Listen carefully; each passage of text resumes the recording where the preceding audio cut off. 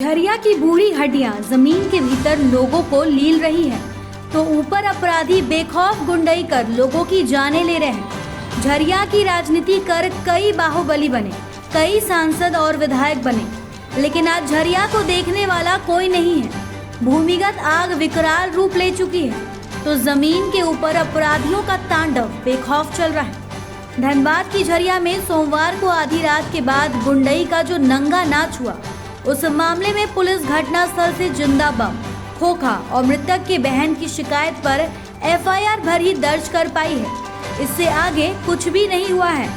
ऐसे में तो इस तरह गुंडई करने वालों का मन बढ़ेगा। हमलावरों को तो जमीन नहीं निगल गई होगी, वो भी तो कहीं सुरक्षित स्थान पर ही होंगे। फिर पुलिस अगर चाहे तो अपने मुखबिरों के जरिए पता लगा सकती है। ये मामला इसलिए भी गंभीर है कि जिस तरह से घटना को अंजाम दिया गया है, वो दबंगई की पराकाष्ठा थी। हत्यारों ने धनंजय यादव की हत्या निर्मम तरीके से की थी। पत्नी और बच्चे की हत्या की धमकी देकर हत्यारों ने उसे आत्मसमर्पण के लिए बाध्य कर दिया। वो अपनी बच्ची और पत्नी की जीवन की भीख मांगता रहा। हत्यारों ने दोनों को जीवन दान तो दे दिया, लेकिन उन लोगों के सामने ही धनंजय यादव पर भुजाली और चाकू से वार करते हुए लहूलुहान होकर वो जीवन की भीख मांगता रहा। बावजूद हत्यारों को तनिक दया नहीं आई और अंत में उसे गोली मार दी। इसके पहले दरवाजा नहीं खुला तो बम फोड़कर अपराधियों ने दरवाजा तोड़ डाले थे। इस घटना ने सबको डरा दिया है। ये बात अलग है कि धनंजय यादव की बहन के बयान पर राम बाबू धिक्कार सहित 7 लोगों के खिलाफ मामला दर्ज किया गया है, लेकिन अभी तक कोई गिरफ्तारी नहीं हुई है। धनंजय यादव सिंवेशन का समर्थक था, जबकि राम बाबू धिक्कार रघुकुल समर्थक बताया जाता है। वो जिस स्कॉर्पियो का उपयोग करता है, उसकी भी खूब चर्चा है। धनंजय यादव और राम बाबू धिक्कार के बीच पिछले 7 साल से अदावत चल रही थी। 2017 में धनंजय यादव के घर के बाहर बम फेंका गया था। उस समय पुलिस ने राम बाबू धिक्कार सहित कई लोगों को जेल भेजा था। 18 जनवरी 2023 को झरिया कतरास मोड़ स्थित गुलगुलिया पट्टी में खूनी संघर्ष हुआ था। दोनों ओर से तलवार और बम चले थे। निरंजन ताती की तलवार से हत्या कर दी गई थी। दोनों ओर से कई लोग घायल हुए थे। पुलिस उस मामले में राम बाबू धिक्कार के खिलाफ कड़ी कार्रवाई की होती तो कम से कम सोमवार की आधी रात के बाद झरिया की सड़कें गुंडई की गवाह नहीं बनती, धनंजय यादव की जान भी नहीं जाती। भाजपा नेत्री रागिनी सिंह ने मंगलवार को धनंजय यादव के घर जाकर परिवार वालों को ढांढस दिया। देखिए, आज आप बोल रहे हैं, किस दिन नहीं होता ये पूछिए। हर एक महीना बीता एक बड़ा अंजाम दिया जाता है, और ऐसे में अब मुझे लगता है कि हम बोलते बोलते थक गए हैं, कहाँ नहीं गए और किस हद तक आवाज़ नहीं उठाया।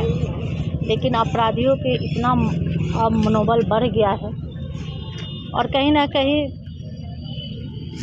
अब तो प्रशासन को भी बोलते बोलते हम भी थक गए हैं। लेकिन अब हम इस पे रूपरेखा तैयार करेंगे खुद हम अपने पार्टी की ओर से, अपने संगठन की ओर से, क्योंकि अब मुझे किसी पे विश्वास नहीं रहा। और हम बोल ही रहे हैं कि पता नहीं 3 सालों में किसके मायूस कदम पड़े हैं कि आए दिन लोग निगल रही है, एक एक व्यक्ति को निगल रहा है, और ऐसा मायूस छाया पड़ा है कि हमारे झरिया पे ये छाया नहीं हट रहा है। और एक एक व्यक्ति, एक एक हमारे दलित परिवार, ताती परिवार, यादव परिवार, ऐसे कर के लोग टारगेट कर रहा है। ये जो बहुत चिंता का विषय है।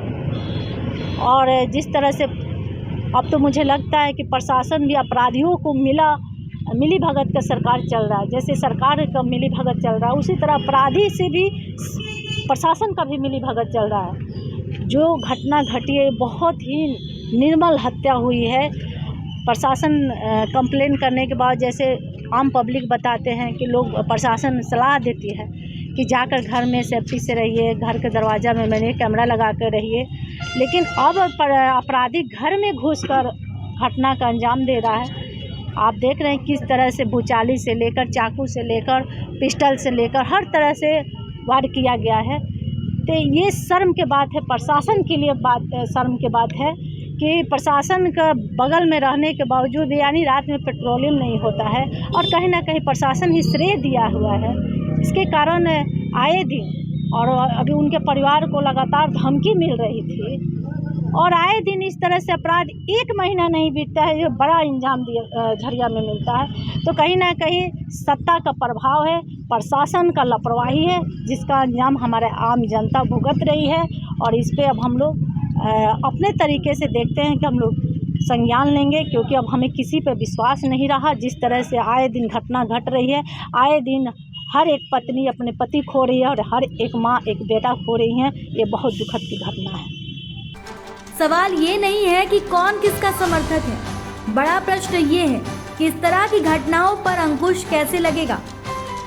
धनबाद से ब्यूरो रिपोर्ट।